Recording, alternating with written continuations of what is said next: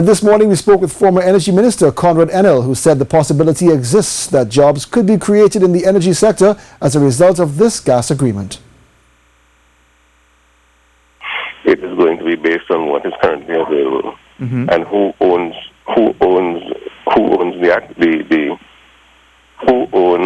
the resource. But more than that, there are many different aspects to this. There's the construction aspect, of course, but there's also the aspect that has to do with all the support services. Well, joining us on the line now from Miami is Dr. Anthony Bryan, Professor Emeritus at the University of Miami. Dr. Bryan does research and consulting on energy development, energy geopolitics, energy diplomacy, and country political economic risk. Good evening, Professor Bryan. Thanks for joining us. Good evening. Well, most of the experts have said that this gas deal is a step in the right direction. Do you share that view? Yes, I do. I think, it may be long range, but it helps us to meet the demands that we have, certainly at the moment. We have shortages that obviously require some repair. And if, in fact, Venezuela is agreeing to supply that gas, then we would be indeed in a fortunate position. Now, I didn't get the conversation that had gone previously, but these things take a little time to get into operation. But I think we've come a long way, because at one time, certainly under the Chavez government, they were reluctant, in fact, to agree to any such proposal coming from Trinidad for, let us say, cross-border exploration. And so I think this is a good step. Mr. Maduro has taken a step to sign an agreement with the Prime Minister, and hopefully this is the start of something new. It's a long time, as I say, before a lot of it comes to fruition.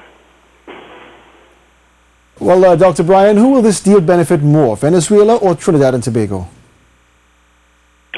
Well, I think Trinidad and Tobago, because the Venezuelans have always been reluctant to do anything about certainly natural gas or LNG for export. They're not interested in that at all. And Chavez had big dreams of turning Guiria into a huge regasification facility. It never happened, for the simple reason that Venezuela ran out of money, and there were no international oil companies that were interested in investing at this time. So that if we were banking on gas, for example, from the cross-border Plataforma del Tana operations or from anywhere else, we were going to be disappointed. So I think in the final analysis, it benefits us more, because I'm not so sure that the Venezuelans have that deep an interest in either LNG or natural gas as yet.